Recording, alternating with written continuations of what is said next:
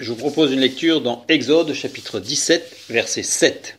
Il donna à ce lieu le nom de Massa et Mériba, parce que les enfants d'Israël avaient contesté, et parce qu'ils avaient tenté l'Éternel en disant : L'Éternel est-il au milieu de nous, ou n'y est-il pas ? Revenons au contexte. Il y a eu les 10 plaies d'Égypte, il y a eu la sortie d'Égypte, il y a eu la traversée de la mer Rouge, il y a eu l'eau amère devenue douce à Mara, il y a eu la manne, il y a eu l'écaille. À chaque fois que le peuple a demandé, Dieu a répondu.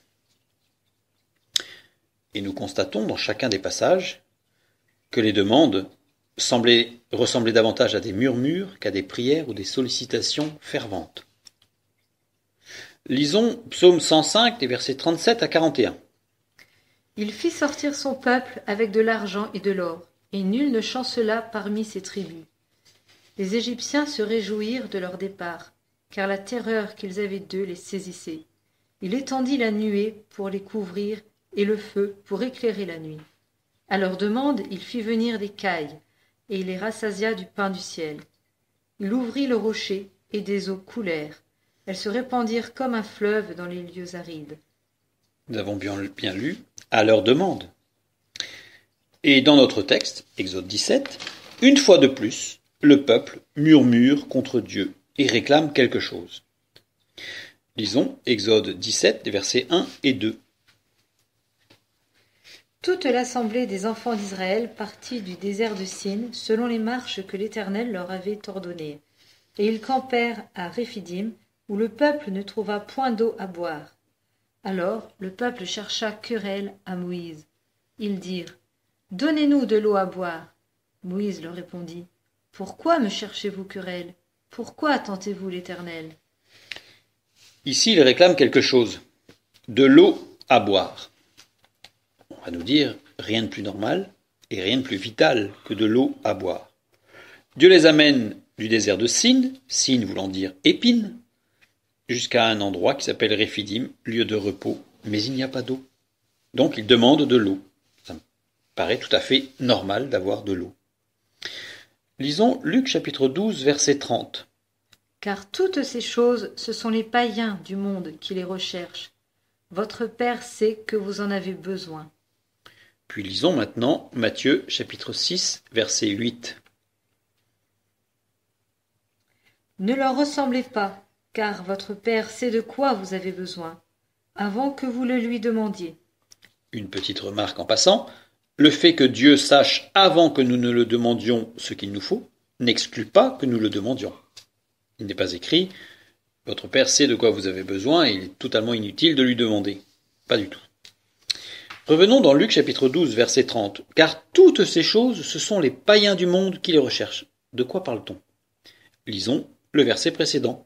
« Et vous ne cherchez pas ce que vous mangerez et ce que vous boirez, et ne soyez pas inquiets. » Nous remarquons que les verbes ne cherchez pas ce que vous mangerez et ce que vous boirez, c'est au futur.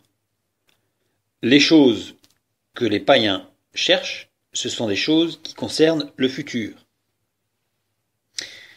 Les choses justement nécessaires pour demain. Lisons Matthieu 6, 34. « Ne vous inquiétez donc pas du lendemain, car le lendemain aura soin de lui-même. À chaque jour suffit sa peine. » Le monde cherche ce qui sera suffisant pour demain. Jésus insiste sur le fait que nous devons être soumis au Père pour aujourd'hui. À chaque jour suffit sa peine. Ne vous inquiétez donc pas du lendemain, car le lendemain aura soin de lui-même. À chaque jour suffit sa peine. Vivons pleinement aujourd'hui avec lui. Revenons sur l'épisode de la manne, en lisant Exode chapitre 16, versets 18 à 21. On mesurait ensuite avec l'homère. Celui qui avait ramassé plus n'avait rien de trop, et celui qui avait ramassé moins n'en manquait pas. Chacun ramassait ce qu'il fallait pour sa nourriture. Moïse leur dit que personne n'en laisse jusqu'au matin. Ils n'écoutèrent pas Moïse, et il y eut des gens qui en laissèrent jusqu'au matin. Mais il s'y mit des vers, et cela devint infect. Moïse fut irrité contre ces gens. Tous les matins, chacun ramassait ce qu'il fallait pour sa nourriture, et quand venait la chaleur du soleil, cela fondait. Ce texte, nous le connaissons, et très souvent, c'est un texte sur lequel nous nous arrêtons pour voir la bénédiction de Dieu qui pourvoit. Mais peut-être que trop souvent, nous passons à côté de l'idée centrale de ce texte. Chacun devait se préoccuper uniquement du nécessaire du jour J, pas pour le lendemain. Chacun devait prendre ce qui était nécessaire pour ce jour-là, et ne pas se dire « on ne sait jamais, on va en prendre un peu pour demain ». Malgré le fait qu'il y en avait assez aussi pour le lendemain, puisqu'il nous est dit que quand venait la chaleur du soleil, cela fondait, donc le reste fondait, donc il y en avait trop. Mais Dieu demandait à ce que chacun fasse confiance à Dieu et ne prenne que le nécessaire pour aujourd'hui. Comme nous l'avons lu dans Matthieu chapitre 6 verset 34, « Ne vous inquiétez donc pas du lendemain, car le lendemain aura soin de lui-même. À chaque jour suffit sa peine. » La foi et la confiance en Dieu est quelque chose qui se vit jour après jour et qui ne se vit pas pour le lendemain. À chaque jour suffit sa peine. Abraham aussi, avant la sortie d'Égypte, bien avant, vivait sans le souci du lendemain. Lisons Genèse 22, 14. Abraham donna à ce lieu le nom de Yahvé-Jiré. C'est pourquoi l'on dit aujourd'hui, à la montagne de l'Éternel, il sera pourvu. Il sera pourvu. Le verbe ici c'est ra, qui veut dire, titre radical nifal, et qui veut dire être rendu visible. Il est conjugué au mode imparfait. Ça veut dire que, littéralement, à la montagne de l'Éternel, chaque jour, dans le passé, le présent et le futur, il m'est permis de voir l'action de Dieu qui pourvoit. Donc ce n'est pas « il sera pourvu », on n'est pas là dans l'attente de demain, on est vraiment dans une confirmation de « ça a été comme cela par le passé, jour après jour, c'est encore vrai aujourd'hui, et ce le sera demain. À chaque jour suffit sa peine. » Dans notre texte, le peuple murmure, une fois de plus, dans le désert. Mais avec un cran de plus cette fois-ci. L'Éternel est-il au milieu de nous ou n'y est-il pas? La traduction de l'expression « n'y est-il pas » est un mot, aïn, qui veut dire littéralement « rien, néant, personne ». Dans la première partie de la phrase, « L'Éternel est-il au milieu de nous ?» le peuple met en doute la présence de Dieu. Le murmure amène le doute. Et la deuxième partie de la phrase, le peuple met en doute l'existence de Dieu. Ça va encore plus loin. Le murmure amène le doute et le doute amène l'incrédulité. Lisons Exode chapitre 17 verset 8, ce qui se passa juste après notre texte du murmure et de cette question « Dieu est-il » C'est même pas « Dieu est-il là », c'est Dieu, mais est-ce que Dieu existe en fait? Verset 8. Amalek vint combattre Israël à Réphidim.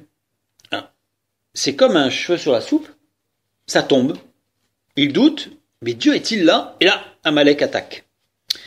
Amalek vint combattre Israël à Réphidim. C'est très curieux parce que Amalek, un grand roi puissant, vient attaquer une horde d'esclaves en fuite.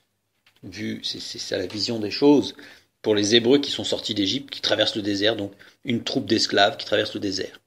Ce verbe « venir combattre » est conjugué au mode imparfait. Ça veut dire que Amalek attaquait régulièrement le peuple d'Israël.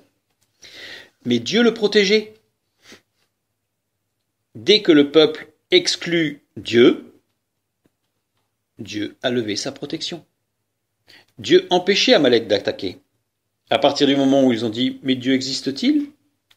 Dieu a levé sa protection. Nous avons la même chose dans Nombre chapitre 21 des versets 4 à 6.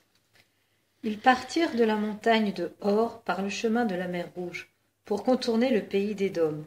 Le peuple s'impatienta en route, et parla contre Dieu et contre Moïse. « Pourquoi nous avez-vous fait monter hors d'Égypte, pour que nous mourions dans le désert?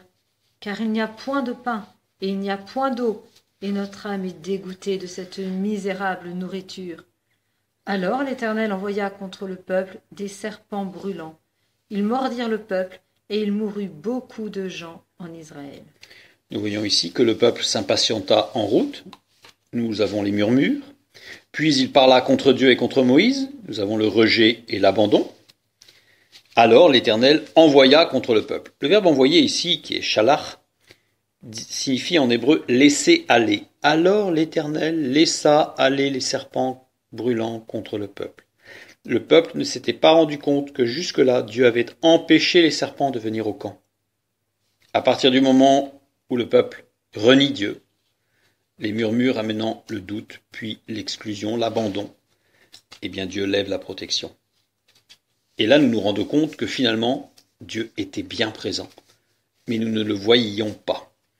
N'oublions pas cette expression d'Abraham qui a appelé à la montagne de l'Éternel. Chaque jour, dans le passé, le présent et le futur, il m'est permis de voir l'action de Dieu qui pourvoit. Cela signifie qu'il n'y a aucun murmure, mais la foi qui sait que chaque jour, Dieu pourvoit.